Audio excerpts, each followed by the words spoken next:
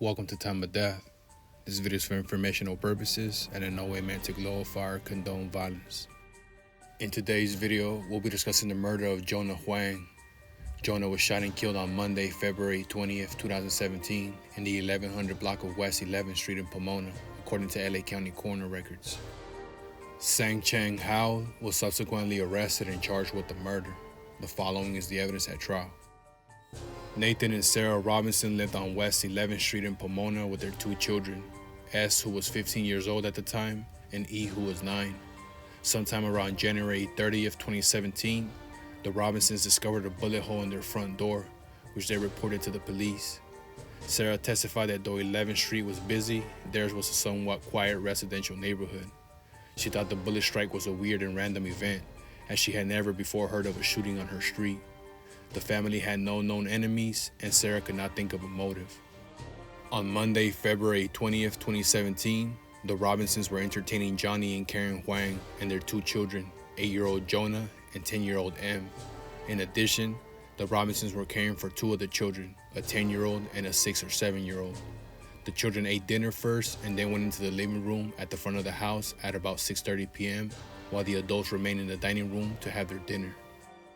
In her trial testimony, S described what occurred after she and the other children went to the living room intending to play a game. S, who was then about 5 feet 6 inches tall, was standing with her back to the living room window. Jonah was sitting on the sofa, which faced away from the window toward the kitchen. The window blinds were open and the living room was illuminated. As S was about to sit down, she heard 5 gunshots behind her and the sounds of car tires screeching and an engine revving. She saw a spray of liquid on the table and her father emerging from the kitchen when she heard him say, "Jonah has been shot." Corporal Adam Veers of the Pomona Police Department was the first officer to arrive on the scene shortly after the shooting.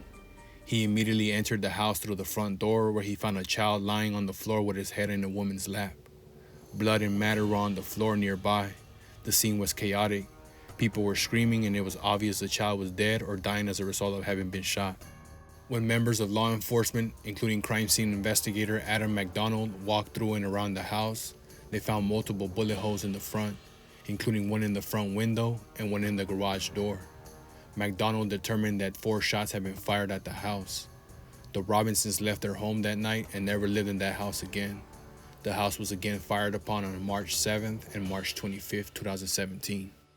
After hearing about the February 20th shooting, Juan Carlos Gutierrez, a longtime resident of West 11th Street, had surveillance cameras installed around the front of his house. On March 8th, 2017, McDonald was again sent to the Robinson house, where he found evidence of another shooting. He obtained the March 7 video recording from Gutierrez's surveillance system, a portion of which was played for the jury. It showed that at approximately 6:44 p.m., a pickup truck passed in front of the house.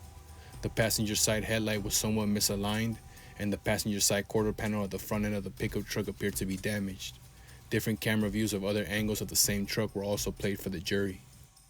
After a fourth shooting, a 2010 Toyota Tundra pickup truck was soon located in a carport about 1.5 blocks away. A GPS tracking device was attached, and the next day a surveillance team and unmarked cars began following the truck. When the truck began moving, a team of officers intercepted the vehicle. Defendant was the only occupant of the truck when it was stopped. Defendant emerged and was placed face down on the ground, handcuffed and patted down for weapons. A 9mm Smith & Wesson semi-automatic handgun was found in his back waistband. 2 cell phones were recovered from defendant, and the truck was impounded. Detectives and crime scene investigators searched and photographed the truck and the evidence found inside. The damage found on defendant's truck was the same damage as on the truck depicted in the surveillance video on March 25th. The front passenger door was dented and the misaligned headlight pointed slightly downward. A single spent bullet casing was found under the rear seats, and 3 other casings were found in the bed of the truck. LA County Sheriff's Department's firearms expert Phil Teramoto testified about bullet casings being ejected from semi-automatic firearms and the unique markings left on the casings and sometimes on fired bullets by the barrel of the gun used. Teramoto tested the Smith & Wesson 9mm handgun found on defendant and the Ruger handgun found during the search of defendant's home. He was provided with the 9 fired cartridge cases and 6 fired bullets recovered from the crime scene after the shootings, and compared the barrel markings on the test bullets and casings with them. Teramoto identified all the crime scene casings and bullets as having been fired from defendant's Smith & Wesson pistol. Sheriff Detective John Moore, a cell phone and computer forensics expert, extracted and analyzed the data from the cell phone seized from defendant. He found that the phones were used to search for and open several news articles about the shootings between February 24, 2017 and March 21, 2017. Defendant was charged with the murder of Jonah Huang and the special circumstance of murder perpetrated by the means of intentionally discharging a firearm from a motor vehicle and gun allegations. The jury found defendant guilty and found true the special circumstance and the firearm allegations. On January 29, 2019, the trial court sentenced defendant on count 1 to life in prison without the possibility of parole, with a consecutive term of 25 years to life for the firearm enhancement. Jonah Huang was 8 years old at the time of death.